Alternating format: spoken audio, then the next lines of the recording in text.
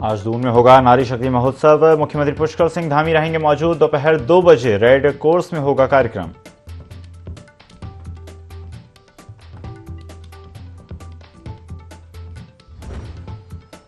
मुख्यमंत्री पुष्कर सिंह धामी ने ली बैठक। अधिकारियों को दिए निर्देश, जनता के मुद्दों और योजनाओं पर तत्काल करे फोकस।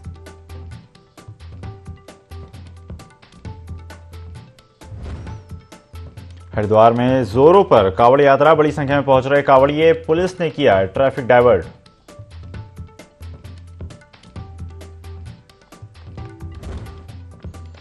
बीजेपी विधायक और नगर आयुक्त का विवाद। बीजेपी विधायक महेश जीना समेत 4 पर मुकदमा दर्ज। निगम कर्मचारियों के साथ गाली गलौज और जान से मारने की धमकी की धाराओं में हुई एफआईआर।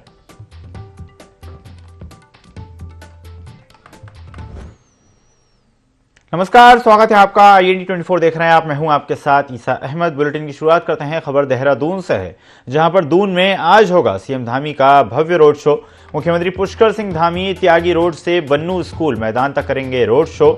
रोड शो के बाद सीएम धामी पहुंचेंगे Bannu school ground race course. उसके साथ ही नारी शक्ति महोत्सव 2024 में करेंगे प्रतिभाग। तो कई सारी व्यस्तताएं आज सीएम धामी के रहने वाली हैं। रोड शो के माध्यम से जनता के बीच पहुंचेंगे सीएम पुष्कर सिंह धामी। दून में आज भव्य रोड शो सीएम धामी का होने वाला है। मुख्यमंत्री पुष्कर सिंह धामी त्यागी रोड से बन्नू स्कूल मैदान तक करेंगे रोड शो। रोड शो के बाद सीएम धामी पहुंचेंगे Bannu school ground race course. इसके साथ ही नारी शक्ति महोत्सव 2024 में करेंगे प्रतिभाग। तो नारी शक्ति महोत्सव 2024 में प्रतिभाग करेंगे सीएम। उसके साथ ही रोड शो के बाद सीएम धामी पहुंचेंगे Bannu school ground race course. Road से बन्नू स्कूल मैदान तक करेंगे रोड शो। तो रोड शो के माध्यम से एक बार फिर जनता के बीच पहुंचेंगे CM Pushkar Singh Dhami.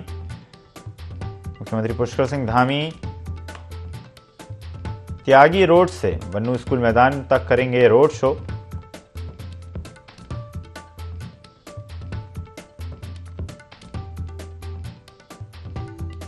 Road show के बाद सीएम धामी पहुंचेंगे Bannu school ground race course.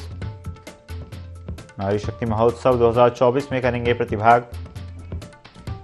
खबर पर ज्यादा जानकारी के लिए सहयोगी विनय सूद हमारे साथ जुड़ गए हैं। विनय, सीएम पुष्कर सिंह धामी आज रोड शो में शामिल होंगे और उसके साथ ही मुख्यमंत्री बन्नू स्कूल मैदान तक रोड शो करेंगे। उसके साथ वहां से नारी शक्ति महोत्सव 2024 के कार्यक्रम में भी प्रतिभाग करेंगे। जी विनय।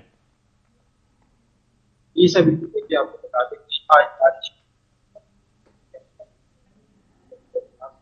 और इस दौरान बड़ा रोड शो जो है वो भी देहरादून में आयोजित किया गया है, जो कि देहरादून के त्यागी रोड से होकर सीधा बन्नू स्कूल पहुंचेगा, जहां पर इस कार्यक्रम का पूरा आयोजन किया गया है। तो ऐसे में यहाँ पर देखा जा सकता है कि जो विधायक हैं या फिर सांसद हैं वो भी इस दौरान इस कार्यक्रम में मौजूद रहेंगे सीएम धामी के साथ साथ।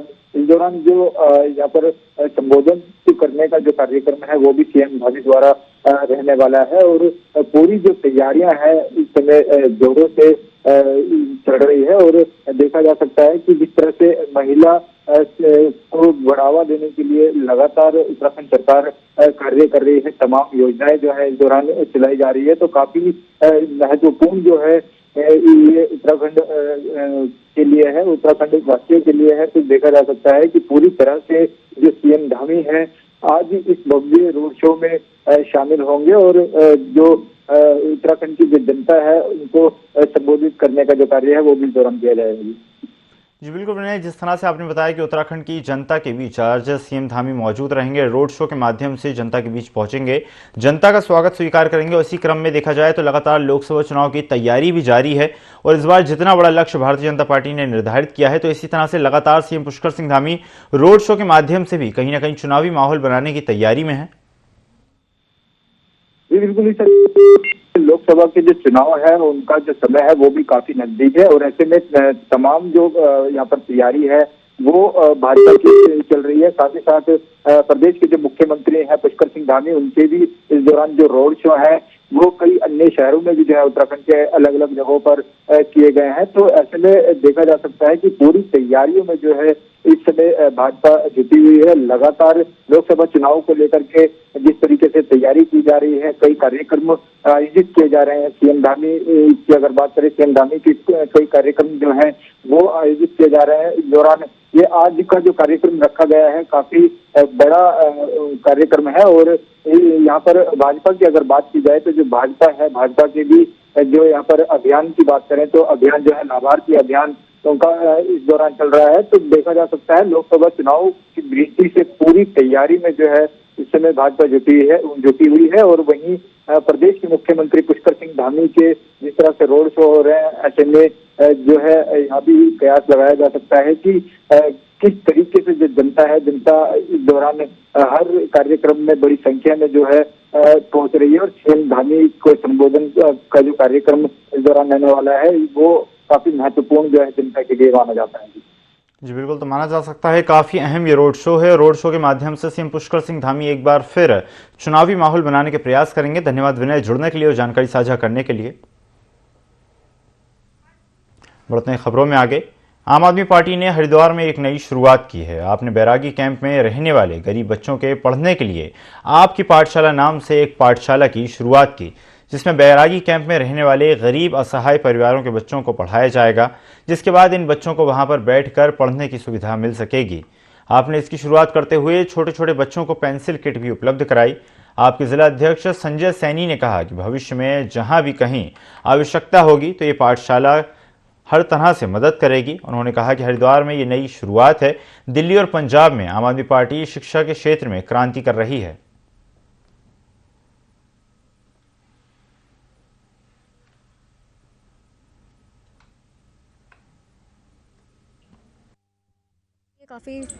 काफ़ी हद तक लाभकारी साबित होगा, क्योंकि ये समस्या अब से नहीं 2014 से चल रही है सर। तो यहाँ पर पहले जैसे कि टीन शेड था, बनाया हुआ था, तो ये 2021 के महाकुंभ में तोड़ दिया गया था।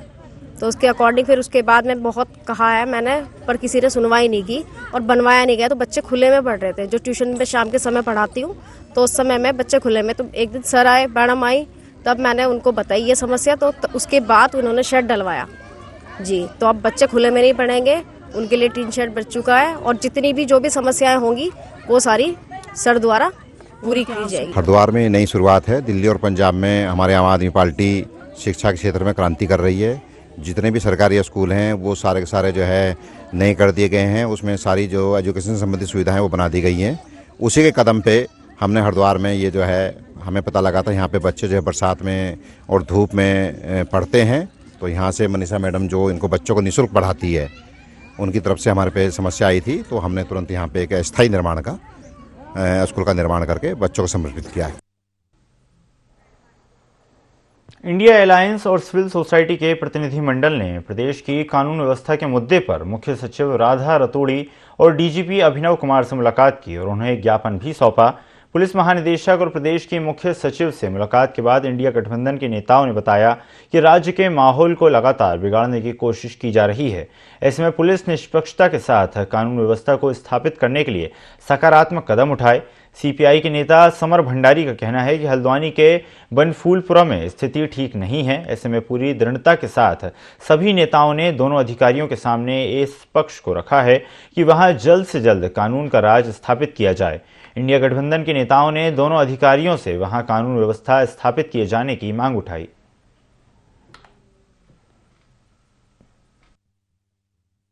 रूप से जो हल्द्वानी बनफूला वगैरह की घटना है और आज भी स्थिति वहाँ भय का वातावरण है, उसमें हमने बड़ी दृढ़ता से दोनों अधिकारियों के सामने इस पक्ष को रखा है कि आप कानून का राज वहाँ स्थापित करें, जो अपराधी हैं उनके खिलाफ कार्रवाई करें, इसका आकलन गंभीरता से करें और जनता के विश्वास को अर्जित करके सामान्य स्थिति बहाल करें। इसी पर हमने जो मुख्यमंत्री पुष्कर सिंह धामी उधम सिंह नगर दौरे पर रहे, जहां उन्होंने नजूल भूमि का निःशुल्क पट्टा वितरण एवं किफायती आवास आवंटन का लोकार्पण व शिलान्यास किया। इस दौरान सीएम ने नजूल भूमि पर निःशुल्क पट्टों का वितरण किया। बता दें कि उधम सिंह नगर में नजूल भूमि संबंधित लोकार्पण और शिलान्यास का कार्यक्रम आयोजित किया गया, जिसमें मुख्यमंत्री पुष्कर सिंह धामी ने शिरकत की। कार्यक्रम में सीएम ने नजूल भूमि पर निःशुल्क पट्टों का वितरण किया और किफायती आवास का लोकार्पण और शिलान्यास किया।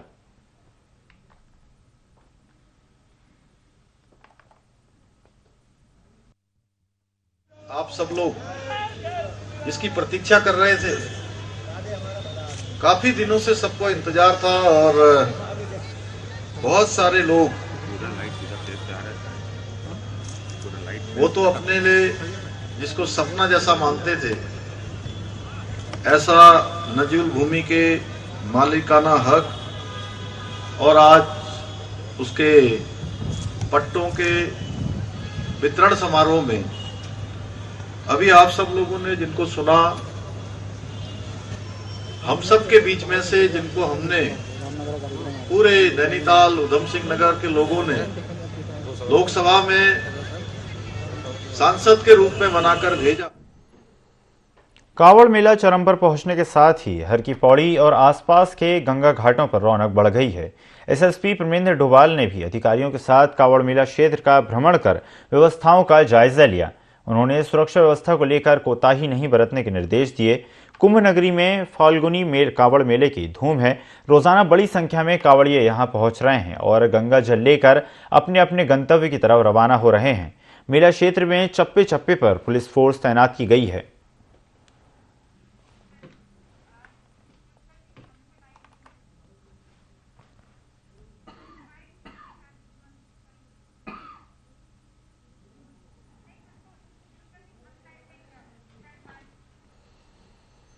चलिए सीधा रुख करते हैं उत्तराखंड सीएम पुष्कर सिंह धामी का। तो हमको उनको हमारे प्रधानमंत्री जी को देखने का नजरिया अलग होता था। और प्रधानमंत्री कोई एक व्यक्ति नहीं होता है, प्रधानमंत्री तो पूरे देश का प्रतिनिधि होता है, पूरे देशवासियों की शान होता है। उसका सम्मान, उसका आदर, चाहे वो किसी राजनीतिक दल का हो, पूरे देश का सम्मान होता है। 2014 के बाद पूरे विश्व के मंचों पर वैश्विक स्थिति में बड़ा परिवर्तन आया और मोदी जी के बनने के बाद जो हमारी एक पहले पहचान बन चुकी थी कि भारत अपने हितों की बात भी विश्व मंचों पर नहीं कर पाता था। मनवाना तो छोड़िए, बात ही नहीं करता था, कोई सुनता भी नहीं था। और हमारी पहचान बन गई थी कि हम पिछलग्गू भारत हैं, हम दग्गू भारत हैं, अपने हितों की बात भी न कह सकने वाले देश के रूप में हमारी पहचान पूरे विश्व के अंदर हो गई थी। और आज पूरा परिदृश्य बदल गया है। आज पूरे विश्व के अंदर जो भारत का मान सम्मान और स्वाभिमान बढ़ा है, पहचान बढ़ी है, और दुनिया के अंदर कोई भी बड़ी घटना होती है तो आज दुनिया भारत के रुख का इंतजार करती है कि भारत क्या कहने वाला है। क्योंकि अनेक ऐसे वाक्य हुए हैं, रूस यूक्रेन युद्ध का आप देख लीजिए, किस प्रकार से वहां के जो हमारे पढ़ने वाले हमारे देश के विद्यार्थी थे, मेडिकल एजुकेशन, अन्य एजुकेशन पे जो काम करते थे, उनको किस प्रकार से बाहर निकाला गया। कोरोना महामारी को देख लीजिए, कोरोना महामारी में दुनिया के दूसरे देशों को किस प्रकार से अपने देश के साथ साथ वैक्सीन देने का काम हुआ, और साथ ही साथ भारत के अंदर भी जहां लोग सोचते थे कि ये महामारी हरिद्वार के ट्रेवल कारोबारियों ने सिटी मजिस्ट्रेट कार्यालय के बाहर प्रदर्शन किया और राज्य सरकार से बाहरी गाड़ियों को निर्वाचन प्रक्रिया में लगाने की मांग की। इस दौरान ट्रेवल कारोबारियों ने आरोप लगाया कि केयर ऑफ यानी किराएनामे लगातार दूसरे प्रदेश के लोग उत्तराखंड में गाड़ियों का रजिस्ट्रेशन करवा लेते हैं। ये लोग ना तो सही समय पर टैक्स देते हैं और चुनाव आने पर प्रशासन का सहयोग नहीं करते। उन्होंने सरकार से मांग की है कि दूसरे प्रदेश की गाड़ियों को भी लोकसभा की निर्वाचन प्रक्रिया में लगाया जाए। यदि ऐसा नहीं किया गया तो हरिद्वार के ट्रैवल कारोबारी भी निर्वाचन प्रक्रिया में प्रशासन का सहयोग नहीं करेंगे और जरूरत पड़ी तो न्यायालय का सहारा भी लिया जाएगा।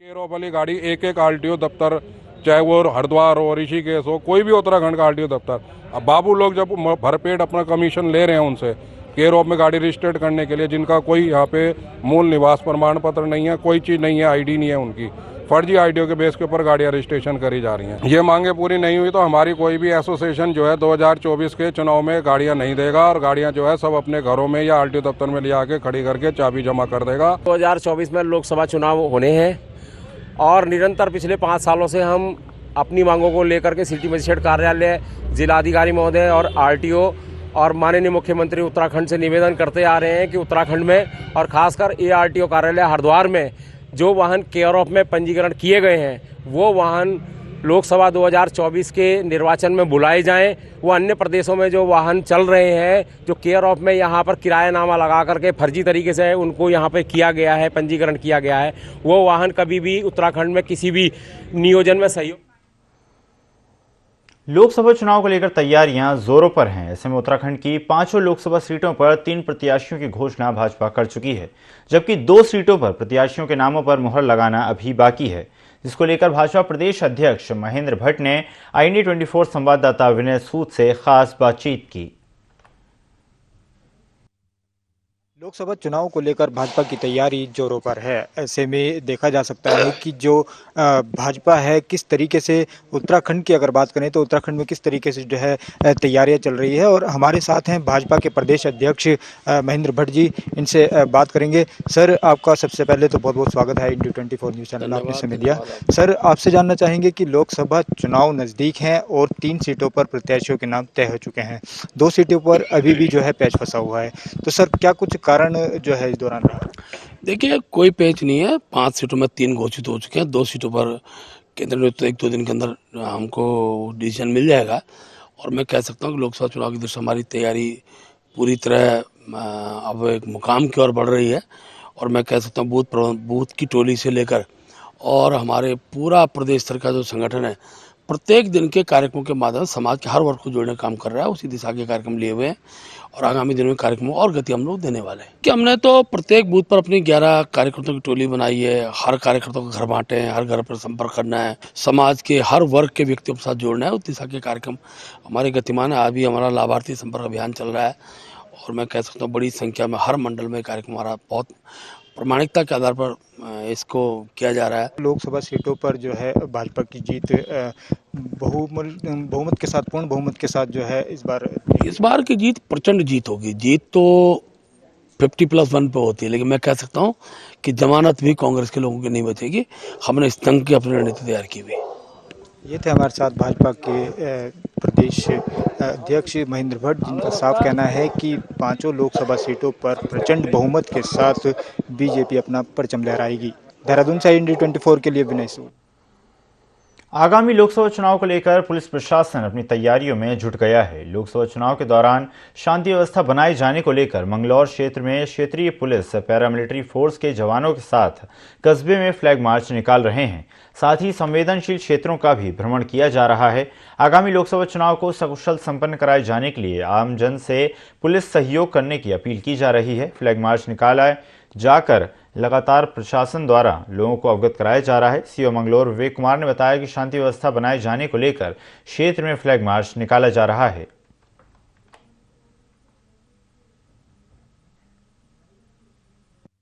के लिए फ्लैग मार्च का आयोजन किया गया है। आप देख रहे हो पैरामिलिट्री भी हमारे साथ है और यही क्षेत्र के लोगों से ये अपील है कि शांति व्यवस्था कायम रखें। जो भी माहौल खराब करने की कोशिश करेगा उसके खिलाफ सख्त से सख्त कानूनी कार्रवाई की जाए। अभी हमारे पास जो है एक कंपनी जो है वो पैरामिलिट्री फोर्स की है। बढ़ते हैं खबरों में आगे। जिले के उत्तर भारत के सुप्रसिद्ध शक्तिपीठ मां पूर्णागिरि मेला 2024 को लेकर महत्वपूर्ण बैठक जिलाधिकारी नवनीत पांडे की अध्यक्षता में संपन्न हुई। प्रसिद्ध मां पूर्णागिरि मेला 26 मार्च से 15 जून तक कुल 82 दिनों तक आयोजित होगा। जिलाधिकारी ने कहा कि जनपद चंपावत की पहचान मां पूर्णागिरि मेले को गत वर्षों की अपेक्षा और अधिक बेहतर बनाया जाएगा। पूर्णागिरि मेले की तैयारियों व व्यवस्थाओं को दुरुस्त कराने को लेकर जिलाधिकारी ने तहसील सभागार में संबंधित विभागों के अधिकारियों के साथ बैठक की। उन्होंने अधिकारियों को मेले से संबंधित सभी व्यवस्थाओं को शीघ्रता से पूरा करने के निर्देश दिए। मध्य में इस वर्ष जो है श्री पूर्णागिरि मेले का आयोजन किया जाएगा, तो उसी की तैयारियों की आज समीक्षा बैठक की गई थी और ये देखा कि साहब इसमें जो मुख्य व्यवस्थाएं हैं इस वर्ष जिला पंचायत द्वारा की जानी है। तो जिला पंचायत ने जितने भी टेंडर्स आदि की प्रक्रिया थी वो पूर्ण कर ली गई है। समीक्षा के दौरान कुछ सुझाव विभागीय डिपार्टमेंट से आए थे, विशेषकर अग्निशमन को लेके, सुरक्षा व्यवस्था को लेके, पेयजल को लेके। तो वो छुटमुट कार्यों के लिए जो संबंधित कार्यदायी संस्था हैं उनको निर्देश दिए गए हैं। हमें उम्मीद है कि इस बारी जो मेला होगा वो पहले से जो होगा और व्यवस्थित होगा और ऑर्गेनाइज रूप से होगा। पहले निर्धारित हुआ था कि 26 मार्च से 15 जून तक रखी गई है। फिर 15 जून के बाद हमें निर्णय लेंगे कि इसमें कोई एक्सटेंशन करने की आवश्यकता है या नहीं। भाजपा विधायक महेश मीणा पर नगर निगम अधिकारियों के साथ अभद्रता करने का आरोप लगा है। बताया जा रहा है कि विधायक किसी टेंडर के संबंध में जानकारी लेने पहुंचे थे, तभी उनका विवाद नगर निगम आयुक्त और नगर के अन्य अधिकारियों के साथ हुआ। इस पर भाजपा प्रदेश अध्यक्ष महेंद्र भट्ट ने कहा कि जनप्रतिनिधियों को शालीनता का परिचय देना चाहिए और ऐसा आचरण नहीं करना चाहिए।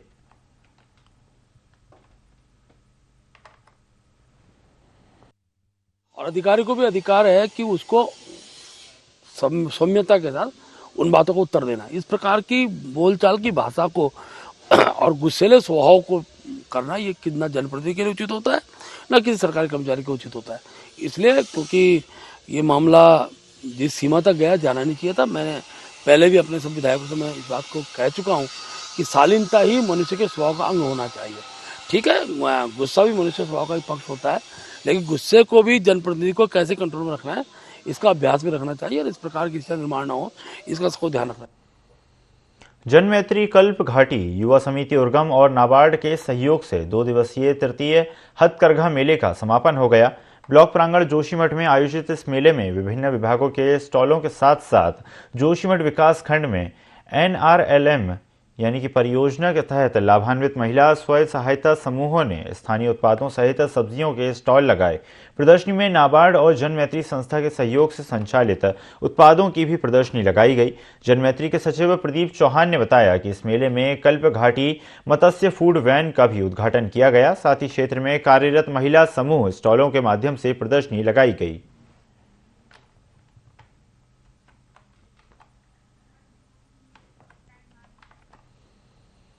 लोहाघाट थाने के एसओ सुरेंद्र सिंह कोरंगा के पार्टी स्थानांतरण के बाद लोहाघाट थाने के नए थाना अध्यक्ष इंस्पेक्टर अशोक कुमार ने पदभार ग्रहण कर लिया।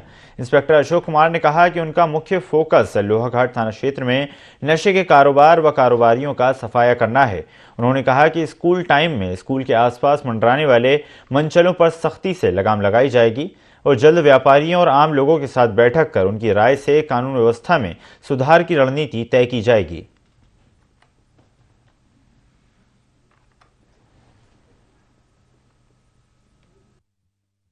अनुशासन में रहें और अपनी ड्यूटी तन मन से निभाएं। किसी को कोई शिकायत नहीं आनी चाहिए। पब्लिक से अच्छा व्यवहार करें।